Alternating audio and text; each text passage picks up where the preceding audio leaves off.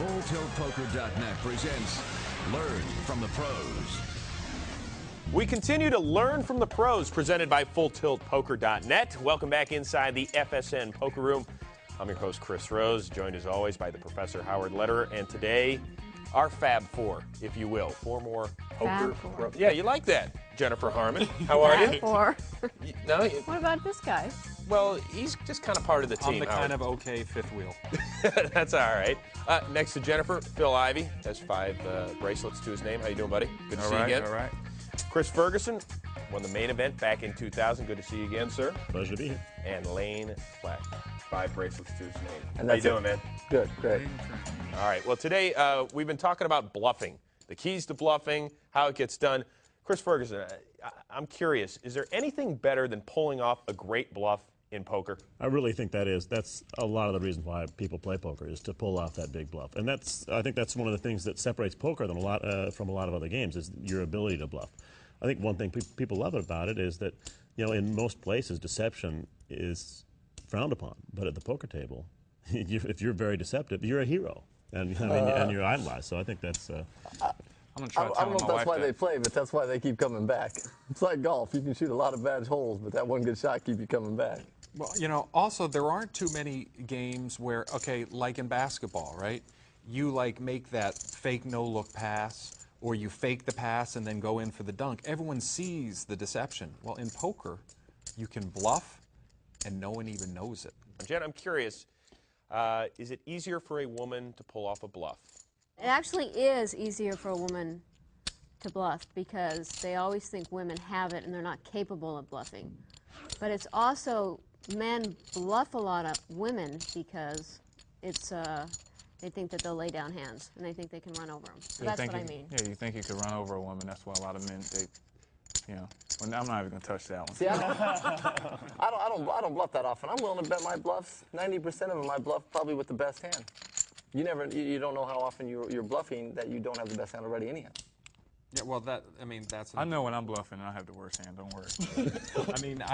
I mean, it is important that when you pull off a bluff that you actually bluff.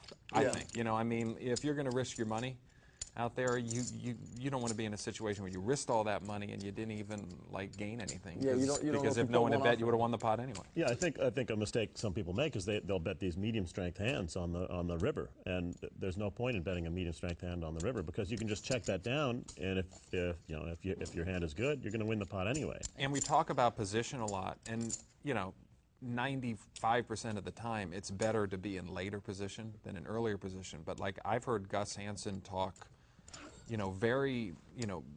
very cogently about the idea that when he's in first position, he feels like he's first to the bluff. And he feels like he's actually in position because he's the first one that can bet. And sometimes the first guy that bets wins the pot. But bottom line is, if you're playing against good players and you never bluff, you have no chance. You have to bluff. It's a very important part of your game. Yeah, you can rely on the plus cards when, all day long. Good players are going And to pick up on you that. have to take those kind of chances. If you do bluff and you get caught, then you can actually think about what you did in the hand to give off any kind of information so you can use it the next time and not do those same things to give off those kind of tells. Yeah, sometimes getting caught bluffing is even better than getting away with the bluff. Really? You could benefit from it because they saw you bluff in this situation. Now it's always going to be on their mind. He's capable of bluffing, so a lot of times you're going to get paid off in spots where they would never pay you off in a million years if you didn't bluff. Definitely the key is to remember what you've done against players in the past and use that to your advantage at all times, no matter whether it's bluffer or, not Because bluffing. players always come back to that same hand where that person did that to you, and you keep thinking about it over and over, and That image stays with you for a long right. time. You can do a reversal. It's that thing about that little bit of doubt. It's very hard to bluff someone when they have a little bit of doubt. And if you've been in a similar situation against somebody before and they saw you bluffing, what are the chances they're not going to have a little bit of doubt the next time and call you? And of course, over the long run, if you can get caught bluffing once and then get paid off 10 times. Right. That's why you see That's now. why you do that reversal. Hey, guys, before we do move on, who's the best bluffer at this table?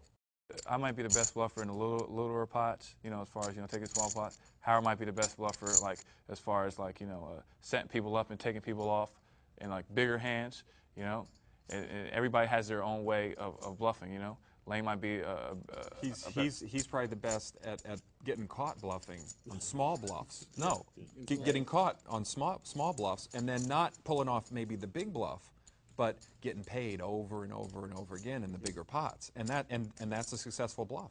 Well, all I can hope And Jennifer's the best at sitting at the table and acting like she never bluffs.